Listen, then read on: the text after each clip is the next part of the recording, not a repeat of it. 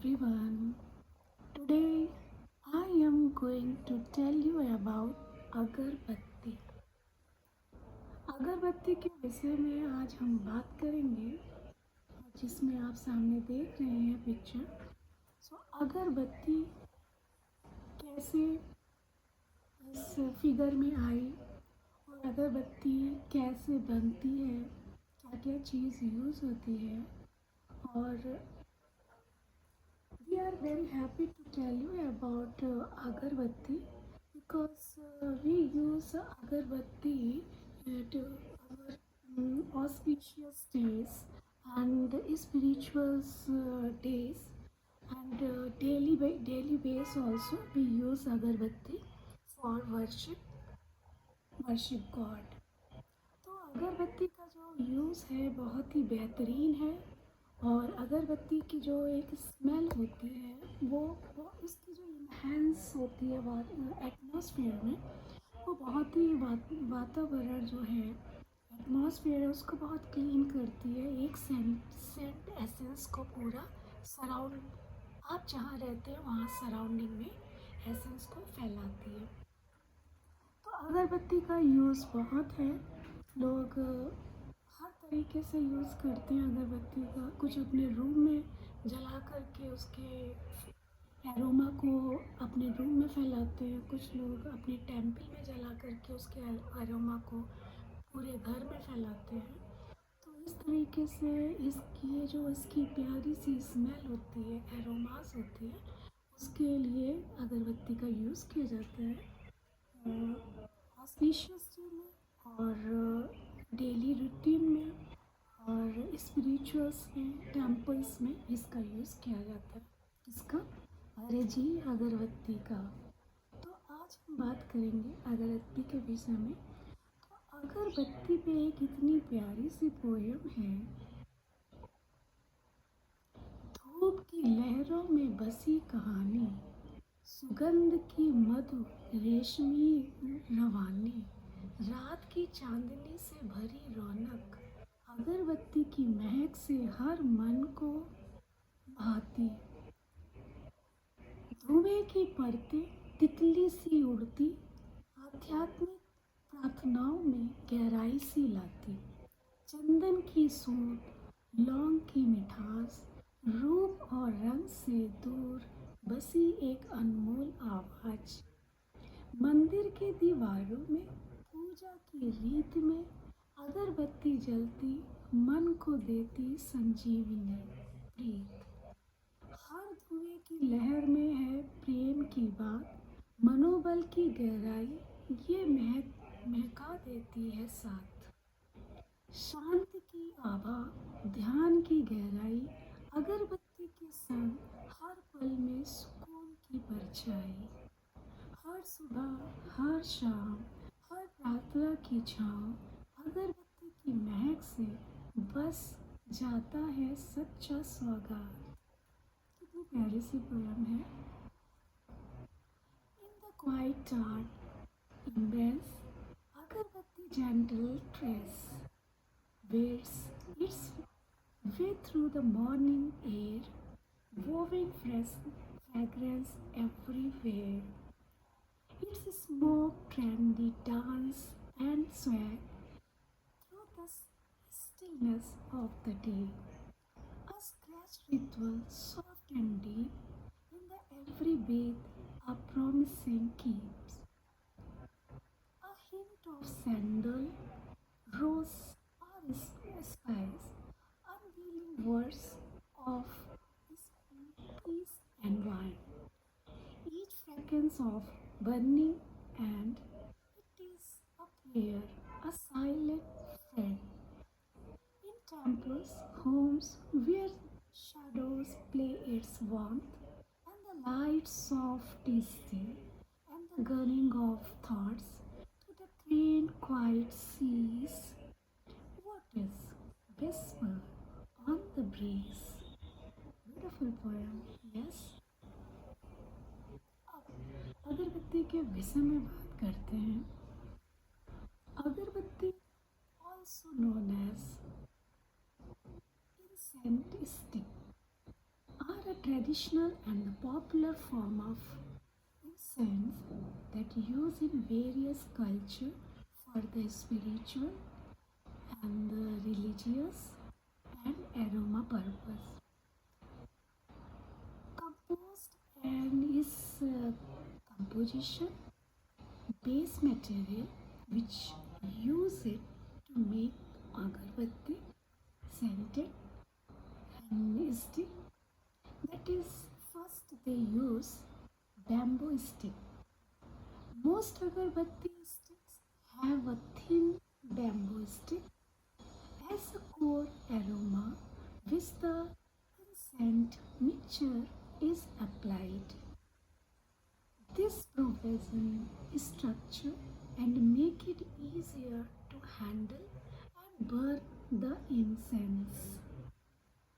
So incense mixture, which is made up of powder, herbs and the resins.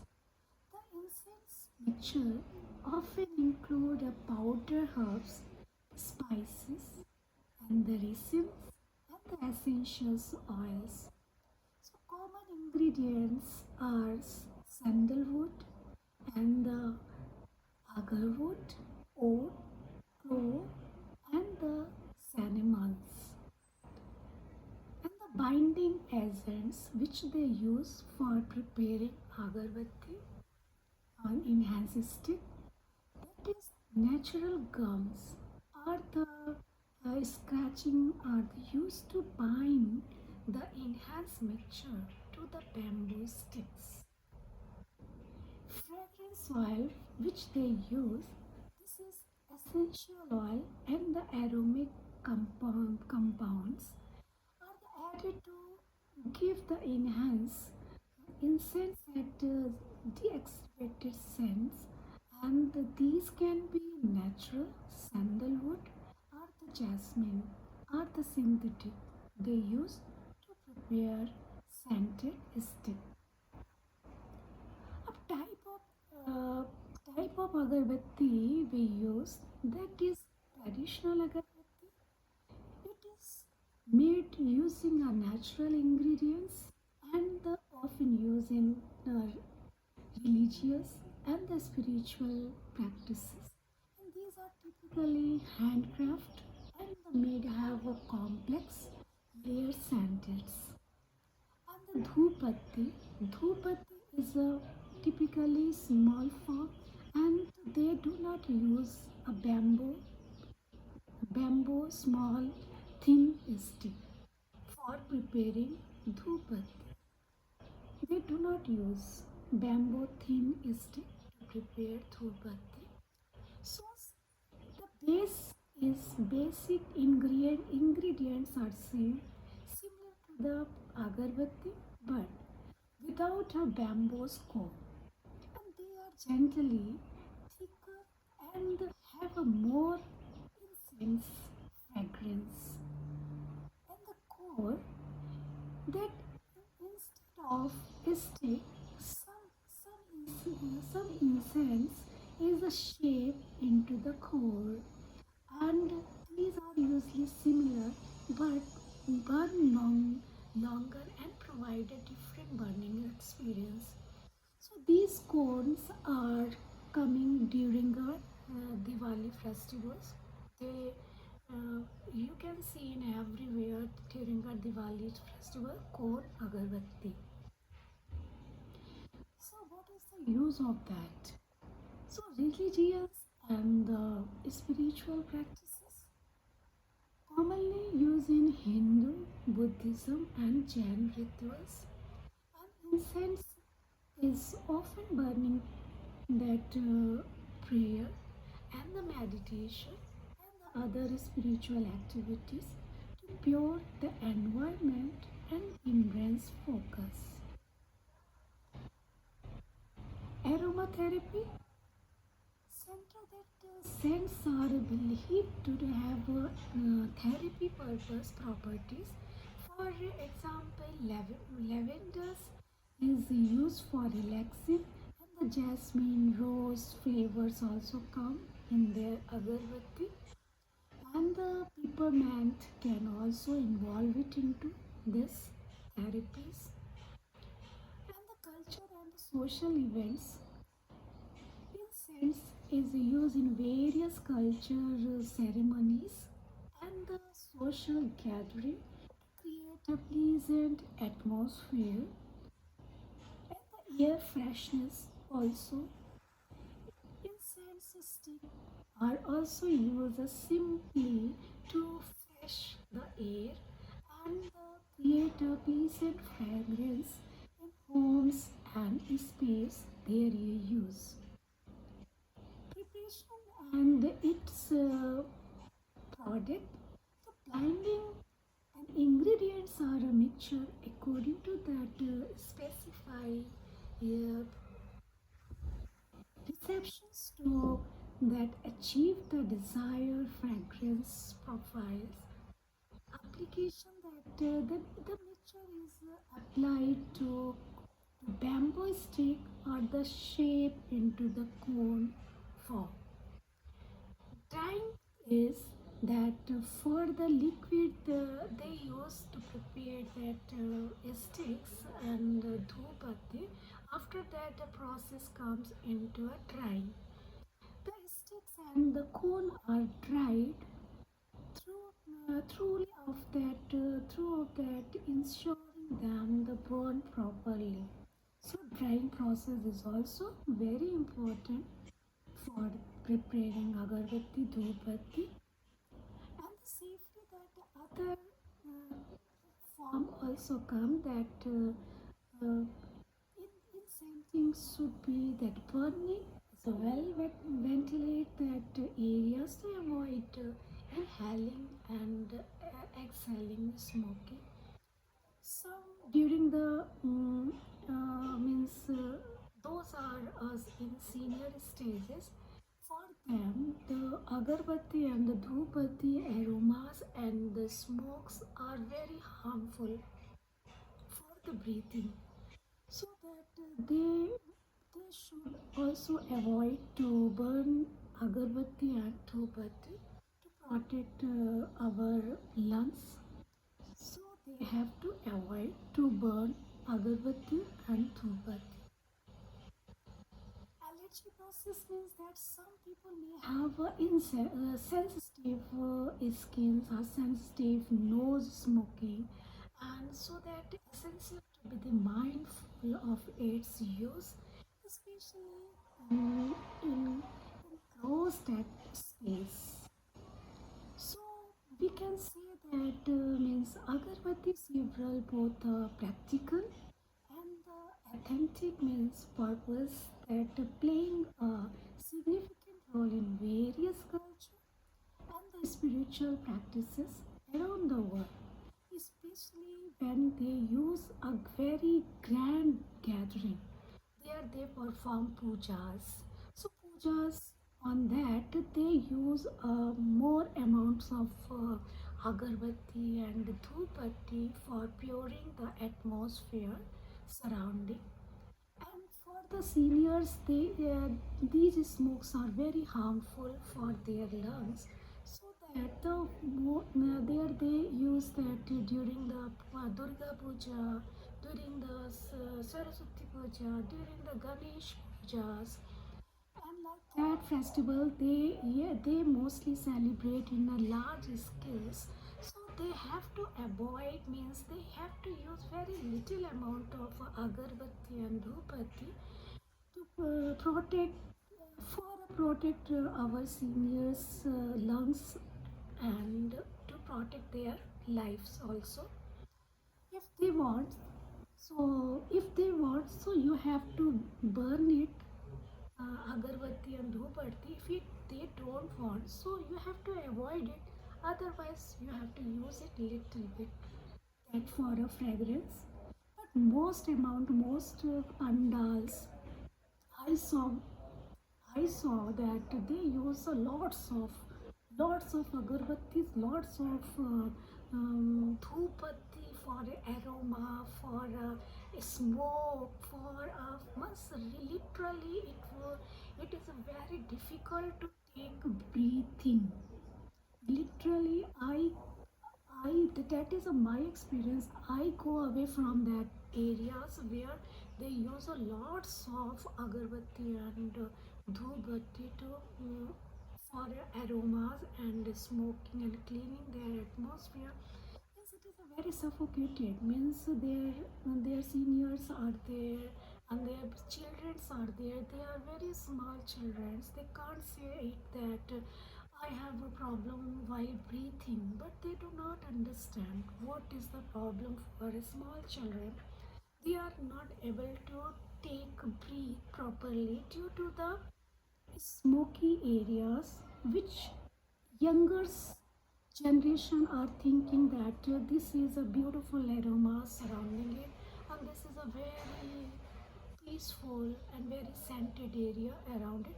But the small children, I'm talking about 1 year children, they can't say, 2 year children, they can't say what is the problems they are facing that gathering. So I'm talking about that small children, and for the seniors, they have a problem with the lungs. सो ये जो topic मैंने लिया था अगरबत्ती, जिसे हम आमतौर पर अगरबत्ती या धूप बत्ती के नाम से भी जानते हैं, पर परंपरा और लोकप्रियता इसकी धार्मिक और सांस्कृतिक वस्तुओं और जो भारत के अन्य अनेक एशियाई देशों में भी व्यापक रूप से उपयोग की जाती है। अगरबत्ती का जो है, अगरबत्ती की जो निर्माण प्रक्रिया है, जो मुख्य रूप से बांस की छड़ी होती है। अधिकांश अगरबत्ती में एक पतली सी बांस की छड़ी होती है जिस पर धूप का मिश्रण चिपकाया जाता है। यह ढांचे को शेप प्रदान करता है और जलाने में सुविधाजनक प्राप्त होती है। अब जो इससे धूप बत्ती, इसके जो मिश्रण से अगरबत्ती बनाई जाती है, उसके बैम्बो की पतली सी डंडी में जब वो मिक्सचर लगा दिया जाता है तो वह अगरबत्ती बन जाती है। जब इस मिश्रण को एक मोटा सा शेप दे करके एक छोटे फॉर्म में बनाया जाता है तो उसे धूप बत्ती कहते हैं। तो क्या जो धूप बत्ती का जो मिश्रण होता है वो आमतौर पर उसकी जो जड़ी बूटियाँ होती हैं, मसाले होते हैं, रेजिन्स होते हैं और इसकी आवश्यकता अनुसार तेल का इस्तेमाल किया जाता है धूप बत्ती और अगरबत्ती के मिश्रण को बनाने में। सामान्य रूप से इसमें चंदन और अगरवुड और लौंग, दालचीनी आदि इस्तेमाल की जाती है फ्रेगरेंस के लिए। और इसको बांधने वाली जो तत्व होते हैं, इसकी जो प्राकृतिक गर्म और स्टार्ट उपयोगी में इसका जो मिश्रण होता है वो बांस की छड़ी में चिपकाने के लिए किया जाता है। अब इसके जो फ्रेगरेंस के लिए जो तेल का उपयोग किया जाता है, आवश्यकता के अनुसार उसमें तेल और सुगंधित सुगंधित धूपों का इस्तेमाल किया जाता है विशेष सुगंध प्रदान करने के लिए। और ये प्राकृतिक रूप से चंदन का, चमेली का, रोज़ का और अदर फ्लावर्स का ये बनाया जाता है, उसमें फ्रेगरेंस डाले जाते हैं। तो अगरबत्ती जो है ये कई प्रकार की आती है। परंपरागत अगरबत्ती, इसमें क्या होता है कि जो प्राकृतिक सामग्री का जो उपयोग करने में के लिए बनाया जाता है वो आमतौर पर धार्मिक और आध्यात्मिक प्रार्थनाओं में उपयोग किया जाता है। और आमतौर पर उसका जो जटिलता है, जो परत है, उसको सुगंध डाल करके, ऑयल डाल करके उसको सुगंधित बनाया जाता है। अब धूप की छड़ी जो है, मीन्स धूप बत्ती भी जो भी बोलते हैं, उसमें बैम्बू स्टिक का यूज़ नहीं होता। तो बांस की जो कोर, बिना बांस की कोर से जो बनाई जाती है वो आमतौर पर थोड़ी मोटी होती है और तीव्र सुगंध देती है। तो इसमें जो होता है, इसमें जो बैम्बू का यूज़ नहीं होता, धूप बत्ती की छड़ी जो बनाई जाती है छोटी छोटी सी। अब इसमें आप देख सकते हैं कोन शेप में भी ये मिश्रण को डाल करके कोन शेप में भी अगरबत्ती, उसको अगरबत्ती नहीं बोलते, उसको कोन बोलते हैं, उस वो भी बनाया जाता है। कुछ धूप के जो कोन में तैयार की जाती है वो आमतौर पर लंबे समय तक जलती है और उसके जलने का एक, ये जो कोन वाला मोस्टली आप देख सकते हो दीपावली के टाइम में। तो दीपावली में क्या होता है कि लोग दीपावली लक्ष्मी गणेश जी का पूजा होता है, तो उसमें लोग लक्ष्मी जी को प्रसन्न करने के लिए ये कोन वाली धूप बत्ती भी लाते हैं, जो कि देर तक जलती है और उसकी एरोमास जो होती है बहुत स्ट्रांग होती है। अब आप सोचिए लक्ष्मी जी को कितनी प्रॉब्लम होती होगी, लेकिन क्या करें, लक्ष्मी जी थोड़ी बोल सकती हैं कि भक्त जन तुम लोग ये सब का यूज ज़्यादा मत करो, मुझे परेशानी होती है। लेकिन बात तो हो रही है भगवान की, जिनको ये सब चीज़ से प्रॉब्लम नहीं होती, तभी इंसान इतना यूज़ करता है। अब बात करते हैं इसकी धार्मिक और आध्यात्मिक प्रार्थनाओं की। हिंदू और बुद्ध और जैन लोग इसके जब अनुष्ठान कोई करते हैं, तो उसमें आमतौर पर इसका यूज़ करते हैं। किसका? अजीब अगरबत्ती का, धूप बत्ती का और उसकी कोन का। तो पूजा और ध्यान और अन्य आध्यात्मिक गतिविधियों के दौरान धूप को जला करके वातावरण को शुद्ध किया जाता है और ध्यान केंद्रित किया जाता है। तो एरोमा जो थेरेपी होती है, कुछ सुगंधित चिकित्सा गुणों में भी इसका प्रयोग किया जाता है। जैसे इसका जो है लेवेंडर रूप है, और इसका रोजेस रूप है, और इसका जैस्मिन है। ये सब का यूज़ एरोमा के थेरेपी जो करते हैं, जिसको बोलते हैं कि स्पा, इंग्लिश में स्पा बोलते हैं। स्पा जो कि केरला का है। केरला में ये जो प्रक्रिया है बहुत ज़्यादा फेमस है, और हर जगह आपको केरला में ये स्पा मिल जाएगा, जिसे एरोमा थेरेपी स्पा के नाम से भी जाना जाता है, जो कि केरला में बहुत फेमस है और बहुत ज़्यादा वहाँ पर होता है। और धीरे धीरे करके वो पूरे जगह, पूरे स्टेट में, पूरे सिटीज़ में, पूरे इंडिया में, पूरे वर्ल्ड में फेमस है स्पा के नाम से। तो ये जो सांस्कृतिक और सामाजिक आयोजना है, जैसे विभिन्न सांस्कृतिक समारोह में, सामाजिक मिलन समारोह में और सुखद वातावरण में भी इस धूप बत्ती का उपयोग किया जाता है, लोगों को एक सुगंधित एटमॉस्फेयर देने के लिए। But I am concerned about the senior citizen and the small children. They are not able to speak. कि don't burn too much agarbatti and dhupatti for cleaning atmosphere.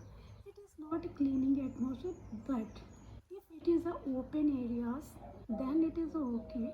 But it is a compact areas.